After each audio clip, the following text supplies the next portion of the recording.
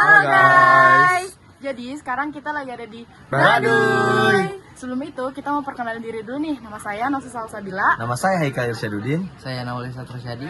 Saya Rizky Nur Hamidah. Saya Gias Falsafati. Ikutin vlog kita terus di Baduy. Let's go.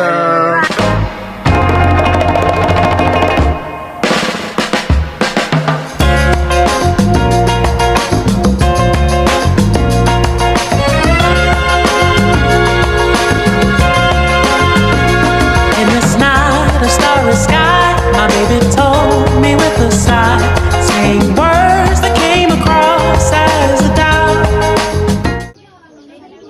Nah, jadi ini di hari kedua kita ada di Kampung Marengo. Ini adalah pembuatan tas koja.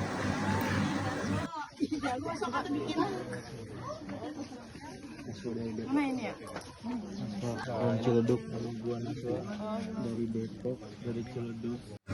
Ini ada penampilan alat-alat musik khas suku Baduy.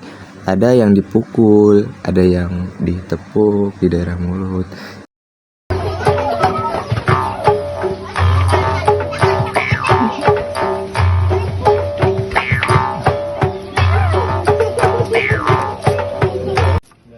Nah, ini adalah workshop yang ketiga. Itu ada tutorial menenun. Dan di Baduy ini yang boleh menenun itu hanyalah perempuan. Kalau laki-laki nggak boleh menenun. Nah, ini yang terakhir ada hasil wawancara kita dari kelompok 6 ke Mang Udil atau suku asli Baduy sih bisa dibilang. Ada nggak sih kayak nunjukin gestur yang berbeda gitu cara komunikasinya? Baik, sebetulnya untuk gestur tubuh sih sebetulnya di Baduy nggak ada yang terlalu menonjol ya, maksudnya gestur tubuh seperti gimana itu sebetulnya bawaan pribadi, nggak ada pelajarannya gitu, kira-kira seperti itu. Nah, untuk misalkan orang tua ke anak, orang Baduy itu jarang sekali saya kira yang marah-marah gitu. Jadi mereka itu lebih santai, semuanya itu maksudnya ditangani dengan kepala dingin gitu. Jadi biasanya itu anak-anak di Baduy itu ketika dimarahin malahan dia berontak gitu. Ada misalkan satu dua orang yang di kampung Udil juga yang suka marah-marah itu malahan anaknya itu berontak malahan. Jadi itu dibikin contoh bagi kami masyarakat Baduy, ketika ekspresi marah itu tidak boleh diperlihatkan sama anak satu itu. Terus untuk gestur tubuh sebetulnya nggak ada yang menonjol sih sebetulnya di Baduy. Bahkan di Baduy itu nggak simbol-simbol itu nggak ada. Itu maksudnya cara gimana caranya gestur tubuh itu bergerak gitu, kira-kira seperti itu. Jadi nggak ada yang menonjol. Nggak ada sih. Ada logat tersendiri nggak dari orang Baduy? Bahasa selain Sunda gitu. Ada maksudnya Sunda di Baduy itu ada bahasa-bahasa yang mungkin tidak dimengerti sama orang luar. Contoh di Baduy itu ada tulisan kan pikuku amanat, kan ada amanat muka titipun ka puun nagara 30 tilu Banggawan Sawedak 5 pancer Salawe Nagara eta katitipkeun kabar sekolah. Jadi intinya pikuku amanat itu bahasa-bahasa nu tadi itu kayak Banggawan itu air gitu. Biasanya kalau Baduy dalam memanggil bapak itu ayah. Manggil bapak ya. Ayah. Nah, kalau Baduy luar memanggil bapak emang bapak. Nah, kalau memanggil ibu. Nah, Dalam juga ibu-ibu. Iya, balik lagi sebetulnya sih ada, tapi saya nggak bisa ceritakan karena itu takut terlalu dalam. Ada bahasa-bahasa khusus untuk tokoh-tokoh adat. Ada. Ya, bahkan untuk menyebut beliau itu ada bahasa khusus. Kebetulan kalau di kami kan yang keterbatasan fisik ya. Contoh misalkan ada yang nggak bisa berbicara. Kita nggak terlalu berinteraksi sama dia biasanya, tapi ketika dia ada kegiatan gotong royong perkampungan, misal kampung sini ada gotong royong, pasti yang ngasih tahu itu keluarganya. Jadi kalau untuk interaksi sama, kebetulan kan di kampung Udil itu ada yang nggak bisa ngomong, jadi Udil itu interaksinya cuma yang paham-paham aja, mungkin dengan cara tangan gitu. Cara tangan.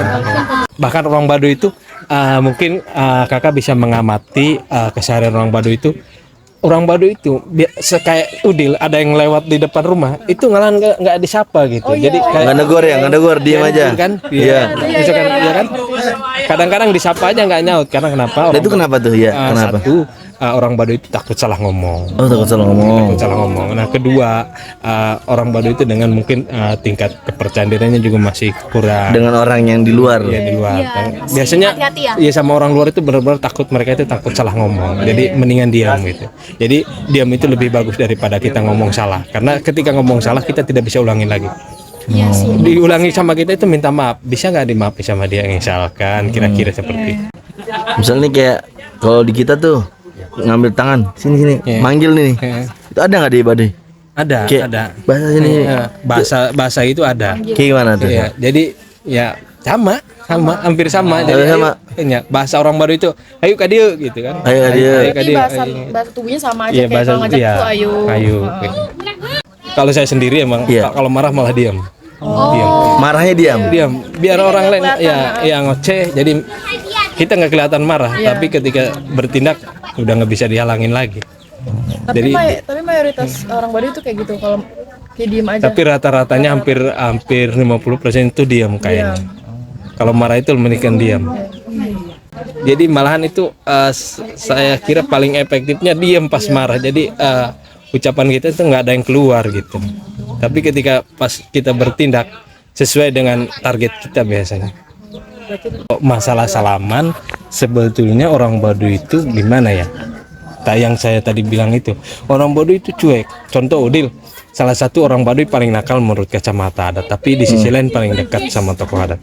Tapi ketika ketemu tokoh adat maupun itu baris kolot ataupun tukun sendiri, Udil nggak pernah mau salaman, nggak jadi nggak biasa salaman cium tangan. Iya. Nah, tapi ketika kita mau nikah di hari haknya, malamnya itu kita harus semua tokoh adat itu disalamin sama kita dengan kedua tangan kita, bahkan dicium gitu.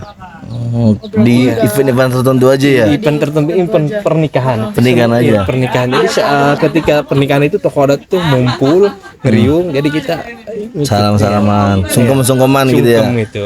Ya. Ya kira-kira seperti itu. Nggak terlalu sih, kumpul-kumpul sih ya, namanya juga kampung kan kadang-kadang kumpul gitu. Bahkan kita setiap bulan-bulan tertentu kan ada upacara adat, kumpul gitu. Tapi nggak ada misalkan kita upacara di rumahnya Jaro pemerintah, itu kan semua tokoh kumpul, jadi nggak ada yang ketemu nih, jadi kayak salaman gitu.